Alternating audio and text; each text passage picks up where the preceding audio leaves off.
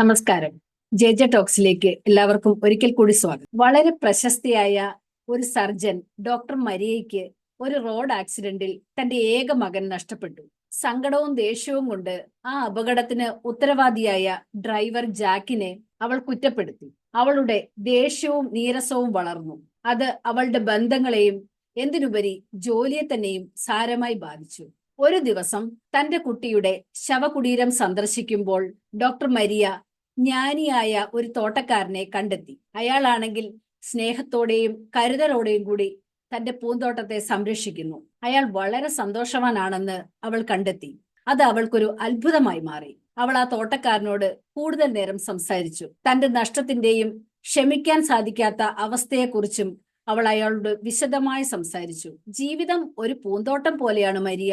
അതിന് പോഷണവും പരിചരണവും ആവശ്യമാണ്. കോപവും നീരസവും മുറുകെ പിടിക്കുന്നത് കളകളെ പൂന്തോട്ടത്തിൽ ഞെരുക്കാൻ അനുവദിക്കുന്നതിന് തുല്യമാണ്. ക്ഷമ എന്നത് പൂക്കൾ വിരിയാൻ അനുവദിക്കുന്ന സൂര്യപ്രകാശത്തിന് തുല്യമാണ്.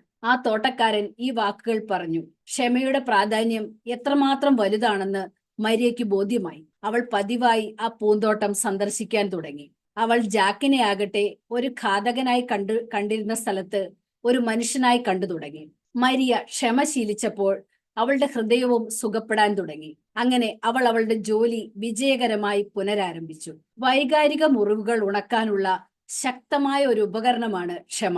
ഈ സന്ദേശമാണ് ഈ കഥ നമുക്ക് നൽകുന്നത്. ഒരുപക്ഷെ നമുക്ക് ഇനിയും ക്ഷമിക്കാൻ സാധിക്കാത്ത വ്യക്തികൾ നമ്മുടെ ജീവിതത്തിൽ ഉണ്ടാകാം.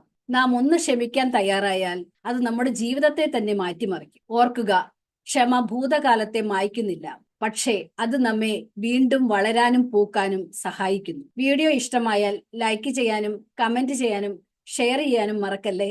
നന്ദി. വീണ്ടും കാണാം.